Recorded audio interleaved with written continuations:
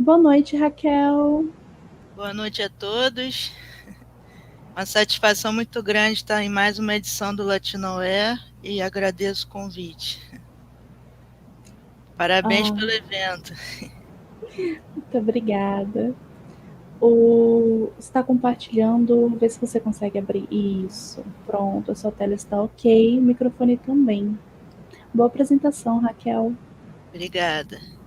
Bom, meu nome é Raquel Desidério Souto, eu sou pós-doutoranda junto ao Laboratório de Cartografia da UFRJ, o Geocarte UFRJ, e também sou diretora-presidenta no Instituto Virtual para o Desenvolvimento Sustentável.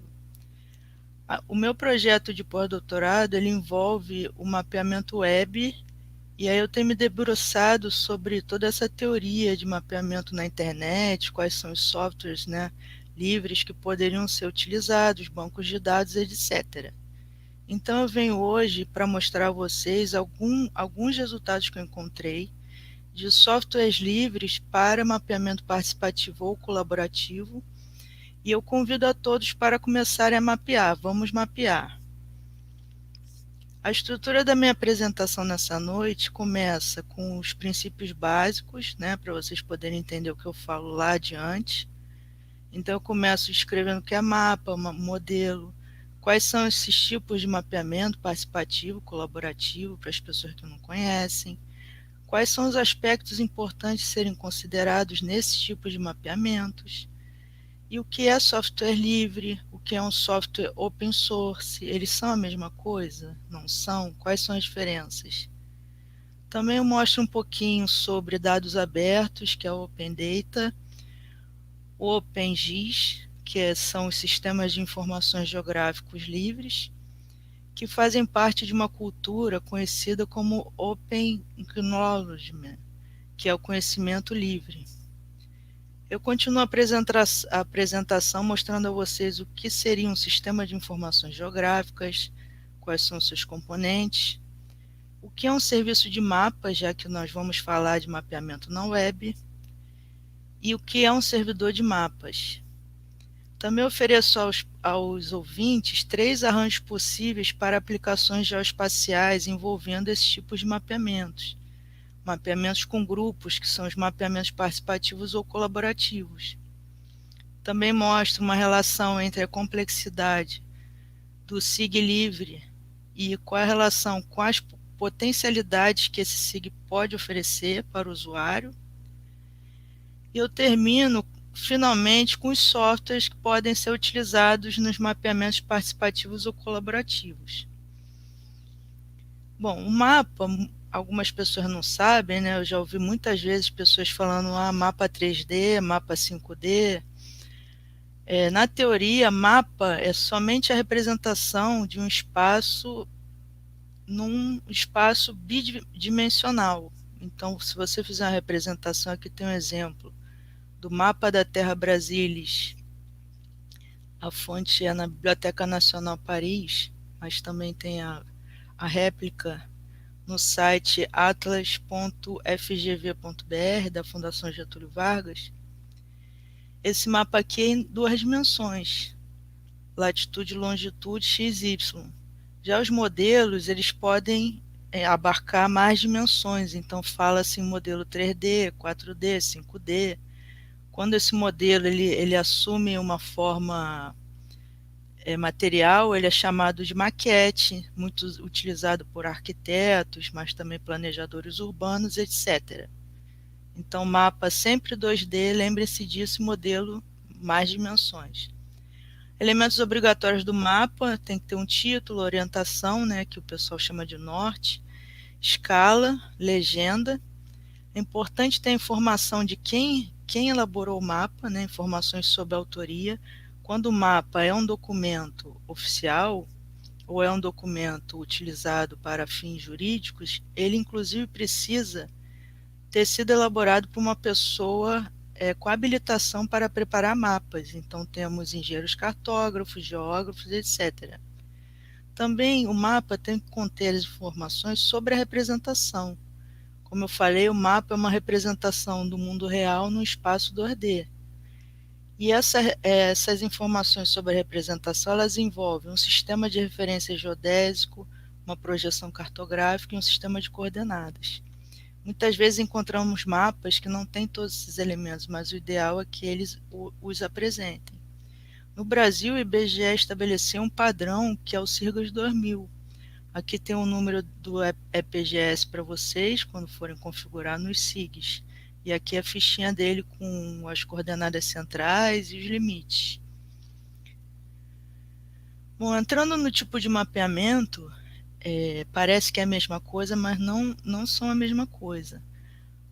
Fala-se em mapeamentos convencionais, aqueles mapeamentos que estamos acostumados a ver desde que somos de tenra idade, que é um tipo de mapeamento geralmente realizado por órgãos governamentais, e então é chamado de um mapeamento que usa uma abordagem de cima para baixo, top-down.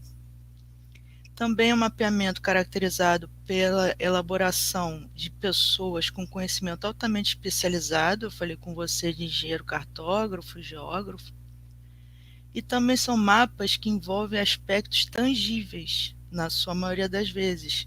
Exemplo, mapa altimétrico, mapa de temperatura, mapa de pontos quentes, mapa de cobertura vegetal, mapa do tipo de área, se é urbana, rural, mapas de densidade demográfica, de malhas ferroviárias, de redes.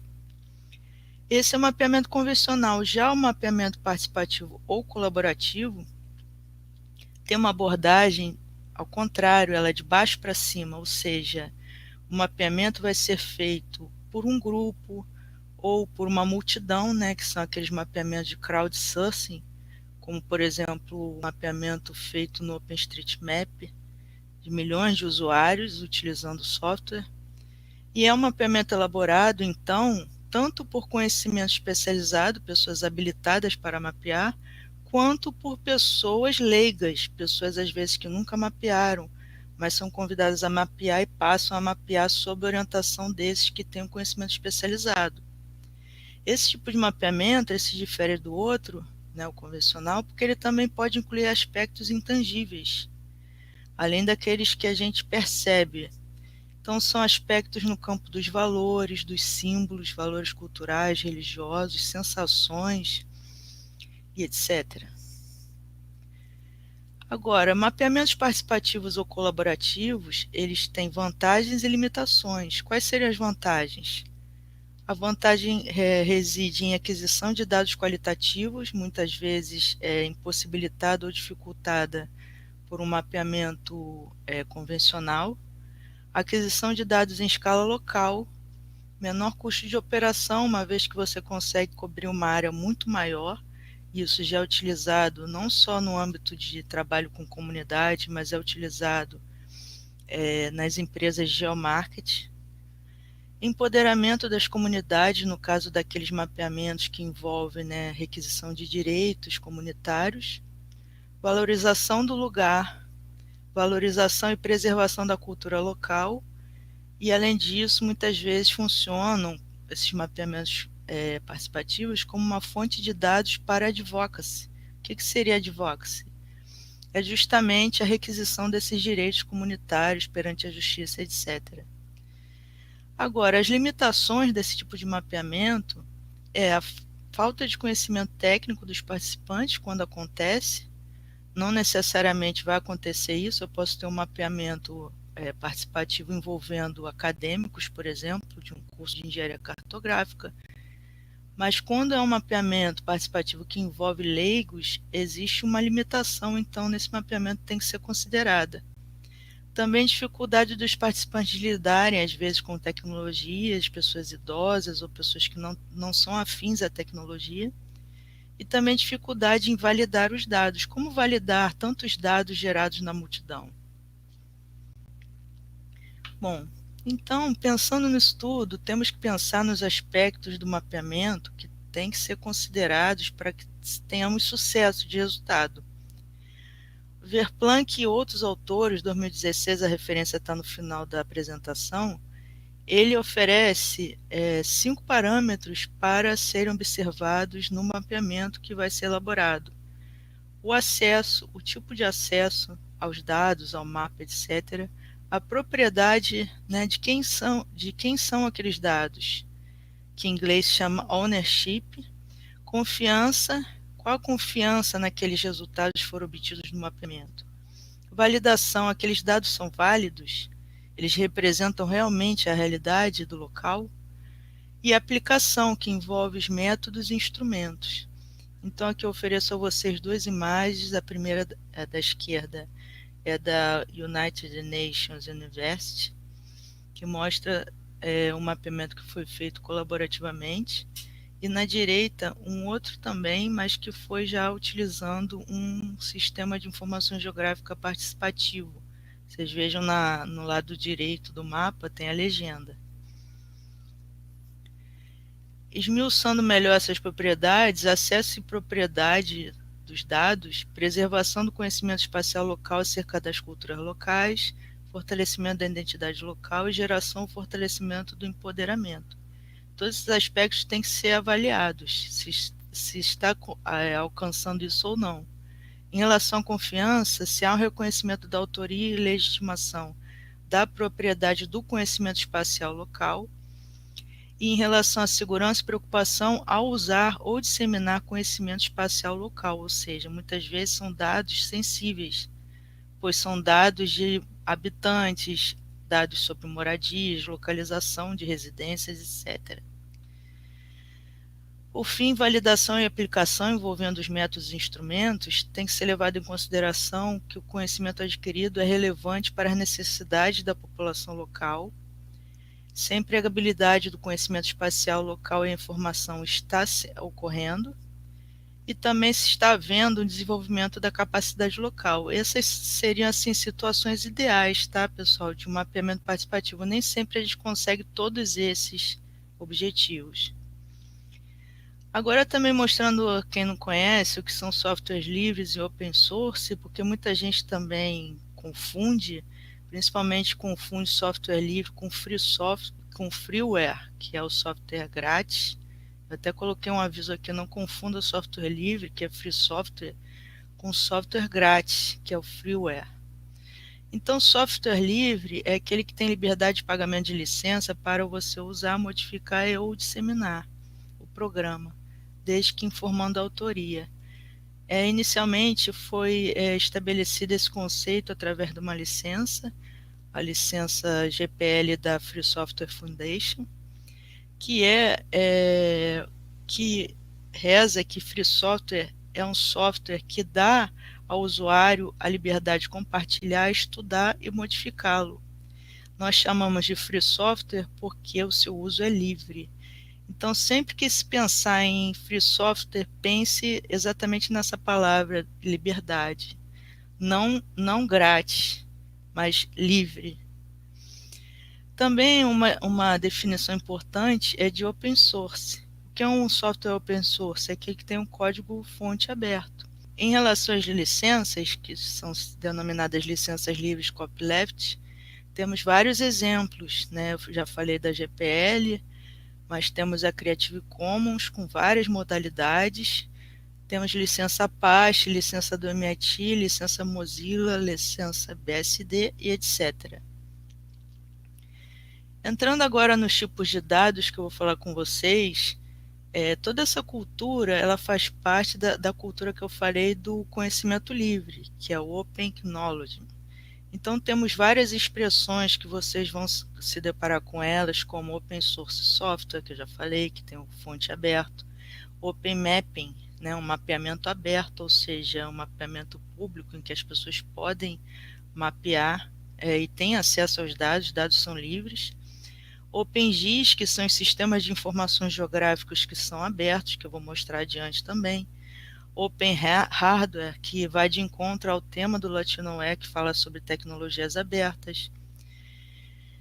Open Data Science, que está dentro do Open Data, né, de você ter uma ciência com dados abertos, não uma ciência que se paga caro para obter os dados que foram obtidos, ter acesso aos resultados de outros cientistas. Open Geoscience e Open Science, né, também nessa linha. E aí tem uma definição que é a seguinte: ciência aberta Open Science é um paradigma para a produção de pesquisa científica, dados e resultados, transparentes e acessíveis para a ciência e a sociedade. E essa ciência aberta, ela consiste em várias camadas que incluem o acesso aberto, que é o Open Access, dados abertos, que é o Open Data, e fonte aberta, que é o Open Source. Então vejam que essa cultura livre vai para muito além de ter o código aberto. Ela envolve uma mudança de mentalidade, uma mentalidade para o compartilhamento das informações e dados e resultados. E o que é um sistema de informações geográficas? Pode ser que tenha algum ouvinte que não conheça, né, a expressão, não seja da área de geociências. Bom, o sistema de informações geográficas ele tem vários módulos, vários componentes, melhor dizendo, do sistema.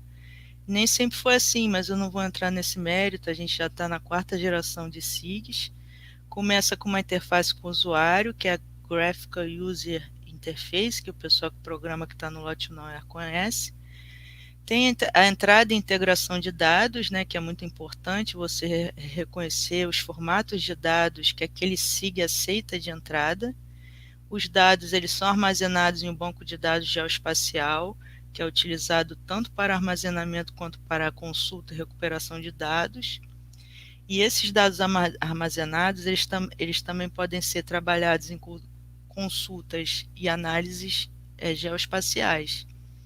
Finalmente, tem-se o módulo da visualização, plotagem e impressão dos resultados, dados, conclusões, resultados de análise, etc.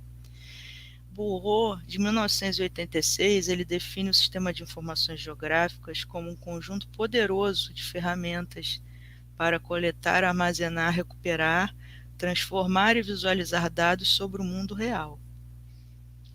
Exemplos de SIG abertos, né, OpenGIS, SIGs livres, temos os muito conhecidos QGIS e OpenStreetMap.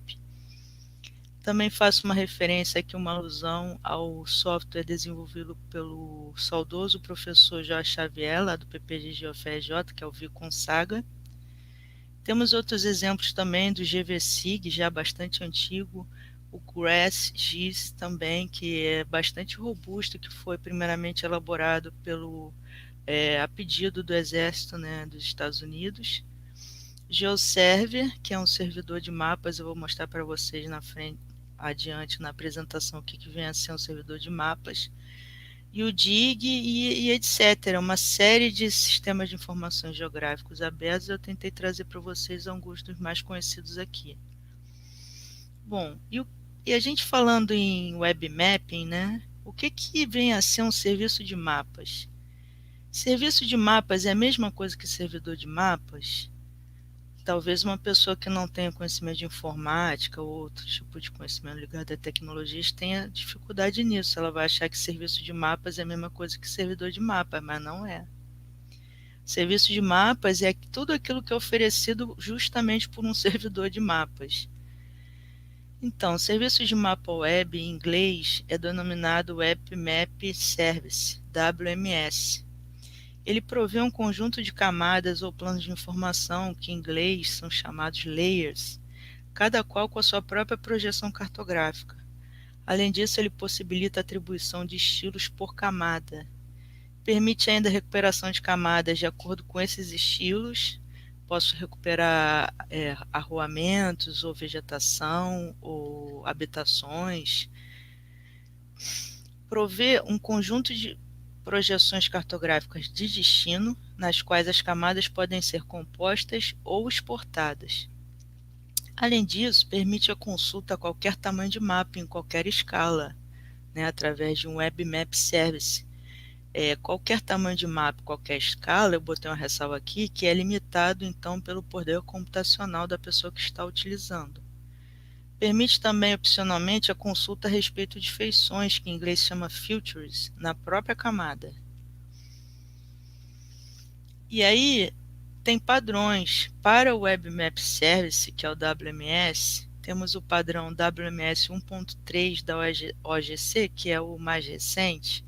Eu coloquei a ressalva aqui embaixo, que ele é equivalente a um outro padrão, que é o padrão ISO, que é a norma ISO 19128. Tem o endereçozinho dela aqui também.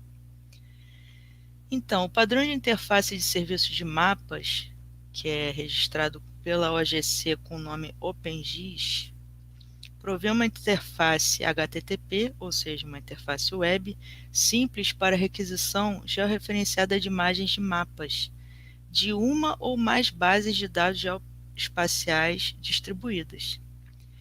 Então, a requisição desse servidor de mapas, desse serviço de mapas, define as camadas e a área que vai ser processada. E a resposta, o que esse serviço ele gera, são mais imagens referenciadas, mas agora retornadas como JPEG, PNG, etc.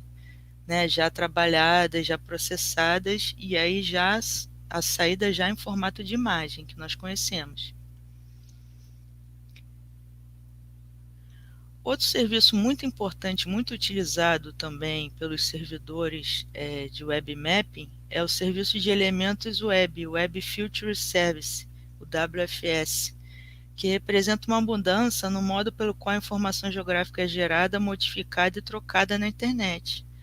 Ou seja, todas aquelas aplicações que vocês conhecem, que você consegue editar a tabela de atributos diretamente online, você não precisa usar um protocolo FTP para ficar subindo arquivo, é porque aquela aplicação utiliza uma Web Filter Service.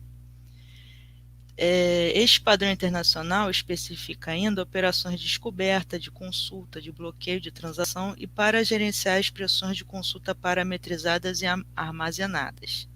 Esse trecho eu retirei do próprio texto do padrão, lá do OGC. Atualmente o padrão da WFS OGC é 2.0 e ele contém elementos adicionais aos da norma ISO, diferentemente do WMS. O WMS eu falei para vocês que o WMS 1.3 ele é semelhante ao ISO 19128. Já o WFS não, ele tem capacidade, tem padrões para mais capacidades além da norma ISO 19119. Outro padrão muito importante de serviço de WebMap é o WebMap Tile Service. Trocando em miúdos, isso daqui é o serviço que vai oferecer, naquelas aplicações que a gente utiliza, os diversos tipos de mapa base. Então, todas aquelas aplicações, por exemplo, quando você está no OpenStreetMap, que você pode escolher entre o tipo de imagem de satélite que você vai colocar no fundo, é porque o OpenStreetMap ele usa esse serviço aqui também, o WMTS, Web Map Tile Service. E o que ele também por que também foi muito importante o surgimento desse serviço? Porque ele, na verdade, ele vai gerar os mapas a partir de mosaicagem. Ele vai carregar quadrados da imagem. Ele não vai ficar gerando a todo momento, a toda requisição, uma nova imagem completa. Aqui são exemplos de OpenMap Tiles, que também está nesse site openmaptiles.org. Eles são utilizados tanto nos softwares que já tem prontos, né, na web para você usar, como mapas base também para nós que programamos, a partir da especificação no documento HTML. Entrando agora um pouquinho para mostrar para vocês, eu mostrei assim, alguns dos principais serviços de mapas, tem alguns outros, tem que procurar depois. E eu vou mostrar para vocês a diferença agora para um servidor de mapas. Eu falei lá atrás que o servidor de mapas, ele provê serviços de web mapping também, mas ele é muito além disso. Ele integra armazenamento de dados, tanto dado raster quanto vetor. Ele vai integrar esses web services. Esse daqui é uma arquitetura do MapServer, que é um servidor de mapas também bastante conhecido. Tem o arquivo de configuração, mais adiante eu vou mostrar um outro servidor de mapas que não tem esse arquivo de configuração, é considerado mais seguro. Tem a aplicação CGI do MapServer, ou também você pode utilizar o MapScript, com linguagem de programação, e os outputs. Então veja que o servidor de mapas ele vai muito além dos serviços. Ele já envolve armazenamento, processamento e emissão dos resultados depois, visualização de resultados. Outro servidor de mapas também muito utilizado é o GeoServer. Aqui tem um esqueminha ilustrativo que mostra os tipos de serviços, ó, dados vetoriais que ele trabalha, dados raster, tem integração com o Google, uma vez que ele exporta resultados em KML, que é o formato utilizado pelo Google Maps. Tem mapas também estilizados em vários formatos, com geração de PNG, GIF, JPEG, etc. Em relação às fontes de dados, trabalha, como eu falei, com arquivos vetoriais e raster, trabalha com servidores WFS, aquele das filters que eu mostrei para vocês, e os bancos de dados com quem ele integra PostgRE, né, que usa o padrão PostGIS, a extensão PostGIS, desculpe, e banco de dados Oracle e outros bancos. Pensando agora numa aplicação que poderia ser utilizada ou elaborada, né? Às vezes não existe aplicação e aí o programador tem que ser chamado para criar uma aplicação. Então eu coloquei para vocês aqui 3 arranjos possíveis para aplicações geoespaciais na web que vão depender do seu objetivo. Qual é o objetivo? Se você tem um objetivo mais simples, você não vai querer programar um aplicativo para um smartphone, por exemplo. Agora, se você tem um objetivo de atingir a multidão, você quer coletar dados da multidão, que é o crowdsourcing, fatalmente você vai ter que estudar sobre servidores de mapas, né, linguagem de programação que você vai ter que utilizar. Então, pensando em 3 arranjos possíveis, um a ser utilizado seria um SIG e um computador local. E aqui tem uma foto de exemplo, que é uma senhora com um grupo de pessoas, eles estão mapeando num SIG que está no laptop. Já o outro tipo de arranjo seria diretamente no navegador, só que utilizando já plataformas pré-existentes de web mapping, por exemplo, o OpenStreetMap. Então, cria uma conta no OpenStreetMap, entra lá e aí começa a mapear, cria atividades para os grupos, capacita os grupos, etc.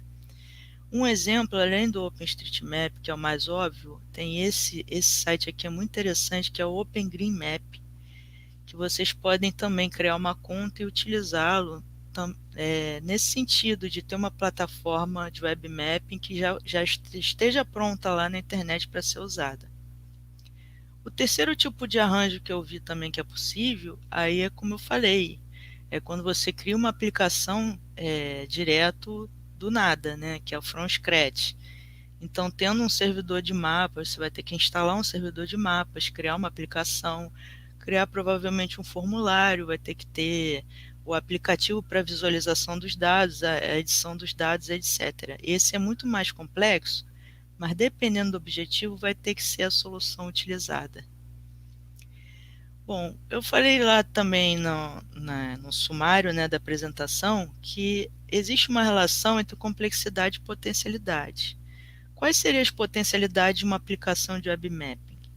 Ela tem que ser capaz de entrada de dados, consulta, visualização, análise espacial, exportação de dados, integração com outros softwares, né?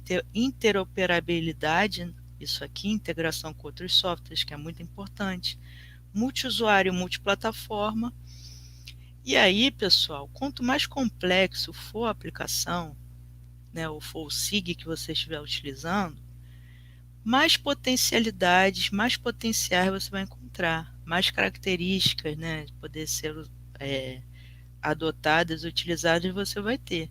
E aí, o céu é o limite? Eu coloquei aqui como uma brincadeira, né? O céu com um asterisco, o céu é o limite? O céu, na verdade, é a nossa capacidade computacional nesse caso.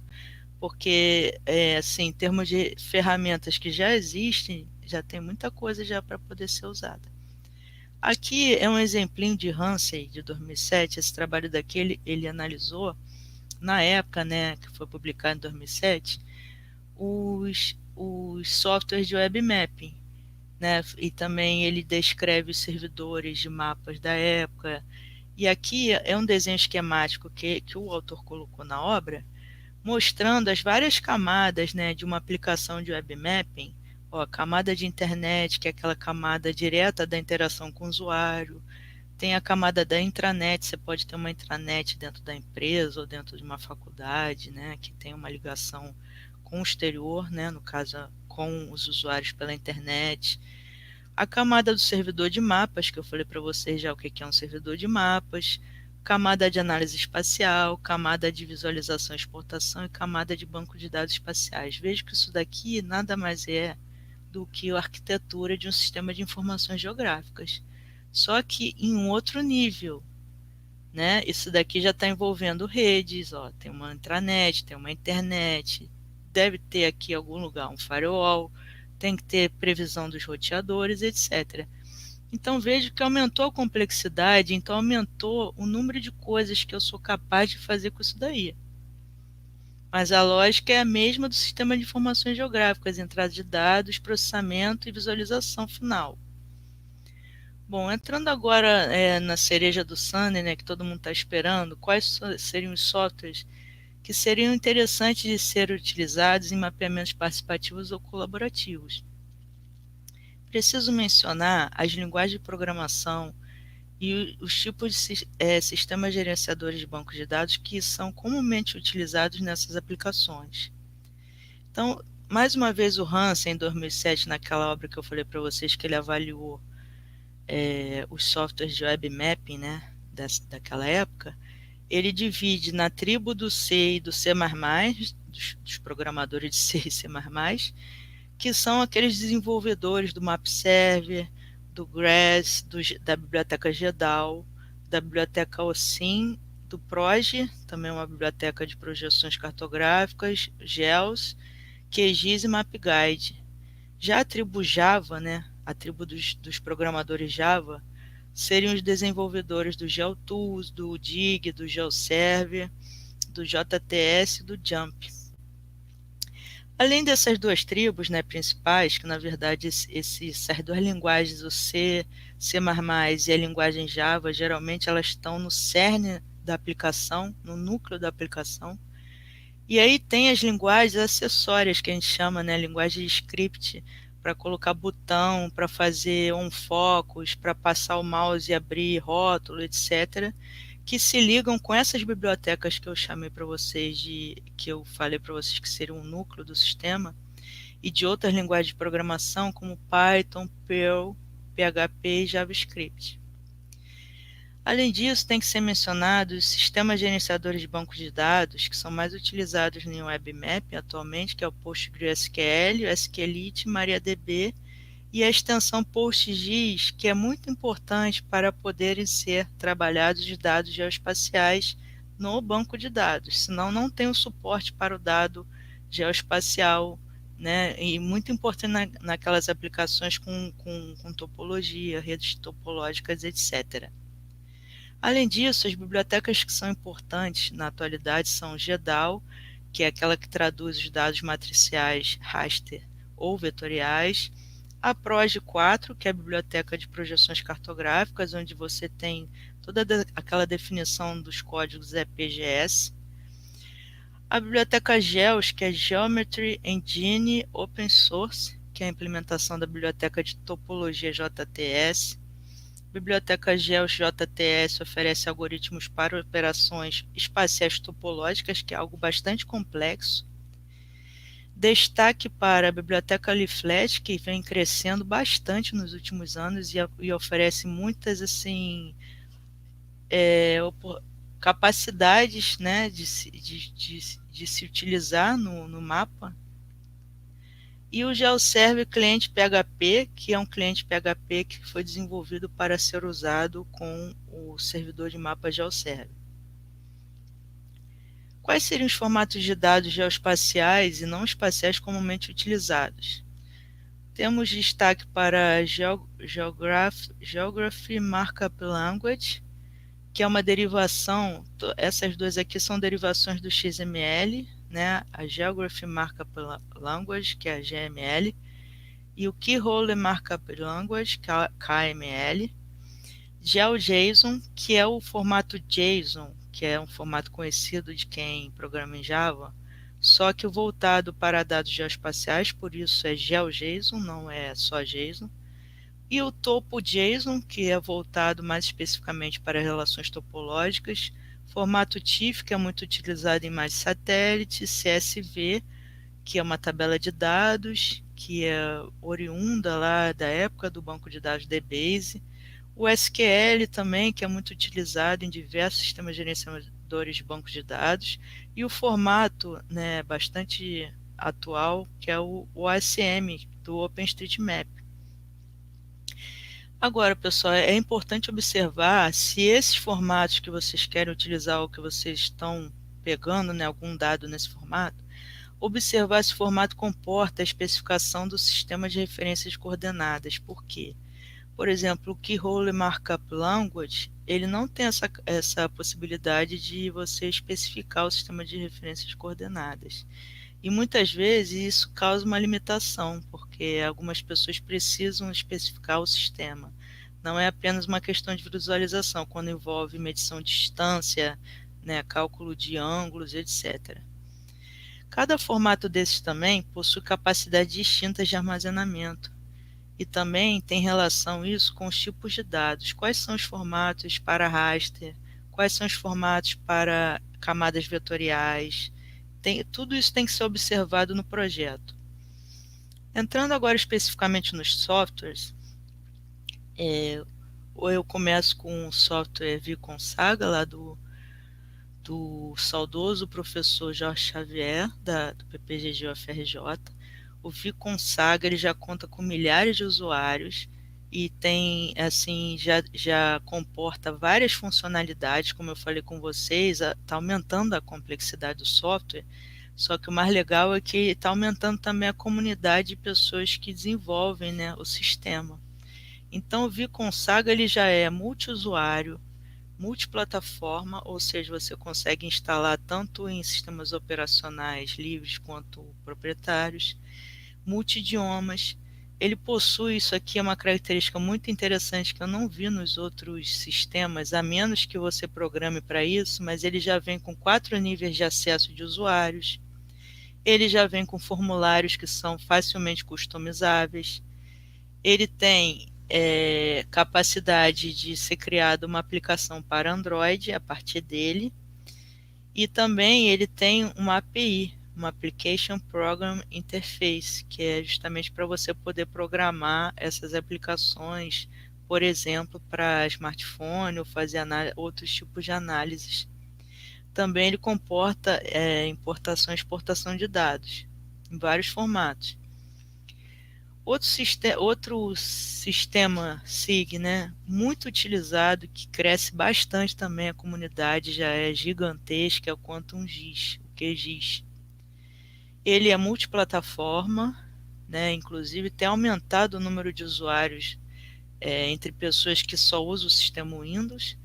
Ele é multidiomas, ele tem integração com outros SIGs, por exemplo, ele tem módulos para GRESS, inclusive para fazer análises espaciais dentro do ambiente dele, utilizando bibliotecas que são comuns do GRESS.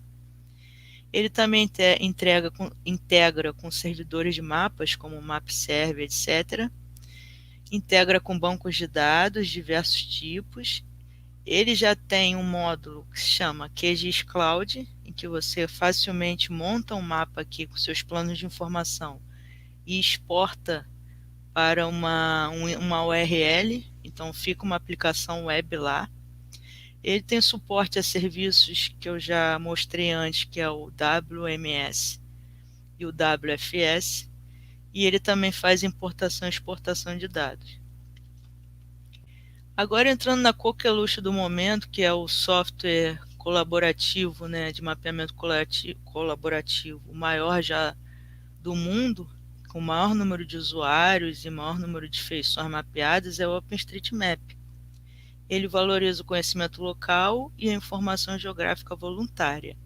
Como é que funciona? Os usuários criam uma conta no site, que está aqui escrito openstreetmap.org, e a partir daí eu vou mostrar o editor dele, já pode começar a mapear.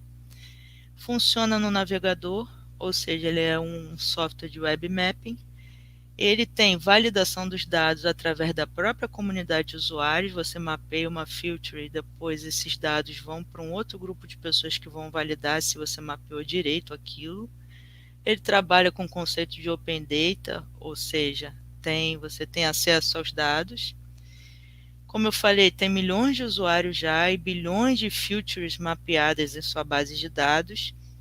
Tem integração com aplicativos de dispositivos móveis e demais plataformas, ou seja, você pode criar a partir do OpenStreetMap, usando o OpenStreetMap como base, aplicações de dispositivos móveis, e ele tem, obviamente, integração com serviços WMS, WFS, etc., aqueles serviços de mapas que eu mostrei. Eu vou mostrar para vocês 3 editores de dados do OpenStreetMap, a partir dos quais você escolhe um retângulo para mapear e começa a mapear. E em todos esses 3 editores, a gente tem acesso a coleções de features. Então, muito interessante porque tem coleções para edificações para você colocar rotulagem, né? Fazer rotulagem, coleções de vias de primeiro acesso, segundo, terceiro acesso.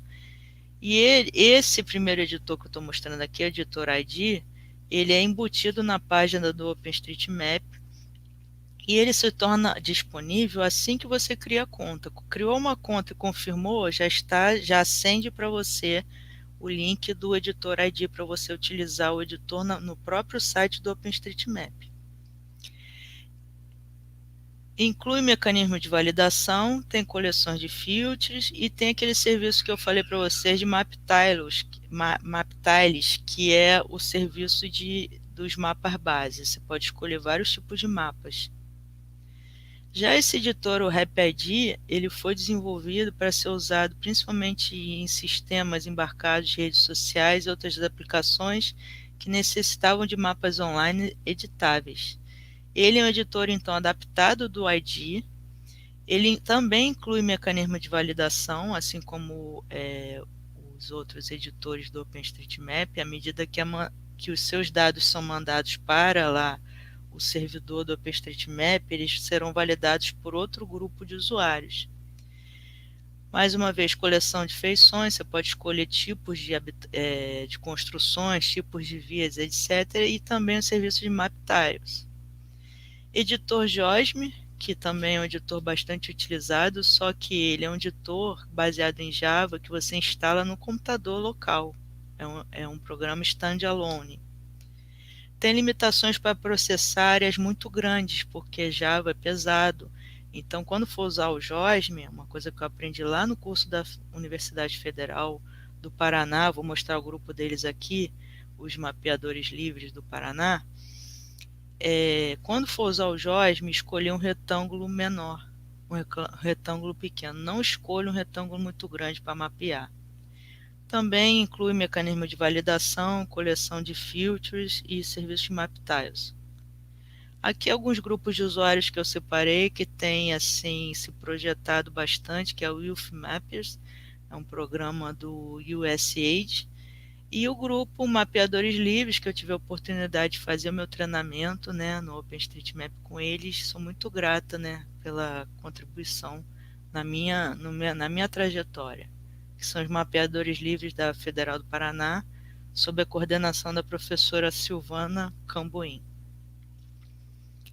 Aqui também o OpenCMap, muitas pessoas não conhecem o OpenCMap. O OpenCMap é baseado no OpenStreetMap, só que foi criado por Olaf Hahnemann e está nesse endereço aqui, map.opencmap.org. Aqui é a telinha dele e eu tinha aceso a camada do Marine Traffic. Então aqui os íconezinhos são os ícones das embarcações naquele momento. Outro software também, que é um servidor muito interessante, é o MapGuide. Ele é um servidor de mapas mais rápido, seguro e escalável. Ele suporta diversos formatos de entrada de dados geoespaciais, incluindo os proprietários, né, formatos da EGE. Ele trabalha com todos esses formatos. Ele tem uma API server-side, que é uma API que você vai usar para desenvolver aplicações do lado do servidor. Também tem integração com a biblioteca OpenLayers, que eu vou mostrar adiante. Visualizador de mapas em Ajax. Ajax, para quem não conhece, é uma linguagem de script que mistura JavaScript com XML. e também integra serviços WMS e WFS no padrão OGC. O OpenLayers, como eu falei anteriormente, é uma biblioteca que opera com muitos formatos de dados geoespaciais. Ela é uma biblioteca JavaScript e permite diversas operações com mapa, zoom in, zoom out, seleção, edição de feições, rotação do mapa, etc. Geralmente, pessoal, quando tem uma aplicação que tem bastante assim botõezinhos para dar zoom, selecionar a área, né, ativar o lápis, ativar a mãozinha, isso tudo geralmente é programado em JavaScript. Além disso, o OpenLayers tem a customização de estilos de feições com folha de estilos em cascata, Cascade Style Sheet. E também tem um suporte a browser de dispositivos móveis. Só que ela também é uma biblioteca, uma biblioteca JavaScript, e eu mostrei para vocês que temos a biblioteca JavaScript Leaflet. E foi verificado que a performance do Leaflet é mais rápida do que do OpenLayers. Outro sistema também é o GeoMagies, que é uma API para Web Mapping, suporta HTML5 e tem todas as características aqui. Vou acelerar um pouquinho para que já está acabando meu tempo, estão faltando 5 minutos. E tem o Mapbox também, que ele não exatamente é um free software, mas ele tem uma conta que é freeware, né, uma conta grátis. Ele é multiplataforma, multidioma, integração com outros SIG, GRESS, MapServer, etc.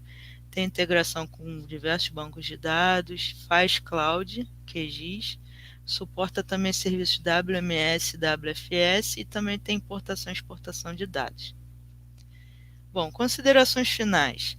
A cultura dos dados abertos, né, que faz parte daquela cultura do conhecimento livre, do Open Knowledge, e outros tipos de aberturas, abertura de software, de conhecimento, de hardware, contribuiu sobremaneira para o avanço tecnológico desde o final do século XX. Algumas aplicações de web mapping foram desenvolvidas para a inclusão da participação de indivíduos que residem em certos lugares, e aí foram utilizados SIGs participativos, ou aplicações que foram desenvolvidas para usuários de aplicativos, que aí já envolve aquela informação geográfica voluntária, que está bastante na moda agora, até pela profusão desses softwares, né, de smartphones que utilizam localização geográfica. Todas essas aplicações elas foram desenvolvidas a fim de possibilitar avaliações que têm como base o conhecimento geográfico local, seja ele para advocacy, seja ele para uma empresa de geomarketing, seja ele para quem achar importante esse tipo de conhecimento. Nesse sentido, não há uma aplicação melhor ou pior do que a outra, mas sim aquela mais adequada ao seu caso, sendo então imprescindível observar as características inerentes a cada tecnologia, de modo a alcançar o objetivo da melhor maneira possível. Ainda assim, todas essas técnicas envolvem princípios que lhes são comuns, que da mesma maneira necessitam ser observados para a melhor utilização das mesmas. Aqui ficam as fontes consultadas, aqui está o meu contato no final da apresentação, e eu encerro aqui, vou parar o compartilhamento, e mais uma vez agradeço a oportunidade, né, aos organizadores do Latinoé. Eu sou uma fã muito grande do evento. Meu primeiro Latinoé, gente, foi em 2006. Não, 2008. E a gente já está em 2021, né? Então imagina. Tá desde Mas o aí começo fico, já. não sei se tem pergunta, acho que não, né? Só falta um minuto. Gente, meu contato tá aí. Se vocês tiverem alguma dúvida depois, né, pode mandar um e-mail, que eu sou bastante acessível. Ana Paula, muito obrigada aí pelo apoio, né? Raquel, nós ainda temos uns minutinhos Ah, é? e a Milena perguntou qual é o melhor app GIS para celular. A melhor, assim, é o que eu falei lá no final da apresentação, não é que existe uma melhor, né? O pessoal tem usado muito conjugação de leaflet com algum servidor de mapas aí que você pode escolher. Você pode escolher o GeoServer, Mapserve, todos eles já vêm com essa capacidade de você gerar aplicativo para celular. Agora, o que eu falei com vocês, e também, inclusive, esses sistemas, esses servidores, eles trabalham com certas linguagens de programação. Então, vocês têm que observar isso também. Será que aquela linguagem que aquele servidor usa, ele usa C ou ele usa Java? Qual é a linguagem que eu sei? Ah, não sei nenhuma das duas. Vou começar por onde? Então, você vai ter que escolher um. Mas, assim, as funcionalidades hoje em dia, elas estão muito parecidas. O que muda, às vezes, é a velocidade. Como eu falei para vocês, OpenLayers, que é uma biblioteca JavaScript, faz mais ou menos a mesma coisa que o Leaflet, que também é uma biblioteca JavaScript. Você consegue botar aquele botãozinho de zoom, consegue botar aquele controle de plano de informação, aquelas coisinhas do mapa. Só que eu, quando usei o Leaflet, eu vi que era muito mais rápido. Então, não é que vai ter um sistema ou um software melhor que o outro. Depende de vários fatores, gente, e depende também do smartphone, né? É um assunto um pouco complexo, mas eu procurei mostrar na apresentação a vocês qual é a lógica, sabe? O que é um servidor de mapas, quais programas eu posso usar, qual é o tipo de arranjo que eu posso fazer. E realmente, assim, as aplicações para celulares são o que mais está crescendo. Se você quiser investir por alguma área, né? Eu quero estudar geoprocessamento. E você já é programador, você quer aprender a programar. Vai para a área do web mapping. Praticamente todas essas aplicações que a gente usa agora, pode falar qualquer uma aí, Uber, qualquer uma dessas, Delivery, qualquer uma dessas, aquelas que botam mapinha, elas estão saindo na frente. Tanto é que aumenta muito o número de usuários, né? E tem mais alguma pergunta, Ana Paula? O Cado Nico está perguntando qual é o mais intuitivo para leigo para usar no celular, para mapear no OpenStreetMap. Para usar no celular. Não, mas aí para você editar no OpenStreetMap, eu não recomendo você usar no celular, não. É melhor você usar um laptopzinho, porque ele é um pouco pesado, né? Agora, se você só tem um celular, que às vezes a pessoa só tem um celular, aí usa aquele editor que já vem nele, que é o ID, que eu mostrei para vocês, o ID, tá? Que eu lembrei agora que às vezes a pessoa não tem laptop, né? E foi uma situação que foi exposta agora na pandemia. Quando tiveram que fazer aula online, mostraram que muitas famílias só têm o smartphone, não tem o laptop. Então, você que perguntou, Nico, né? Se só tem um celular que aprendeu OpenStreetMap, vai usar o ID, tá bom? E é somente, Raquel. Tá bom, Muito então. obrigada Obrigada pela a tua vocês. presença e até um próximo evento. Tá bom, muito obrigada, hein? Felicito pelo evento e boa sorte aí nos outros dias. Muito Acaba obrigada. amanhã, mais um dia. Acaba amanhã, mais um dia. Até, Tchau, boa gente. noite a todos. Boa Tchau, noite, tchau. gente. Tchau.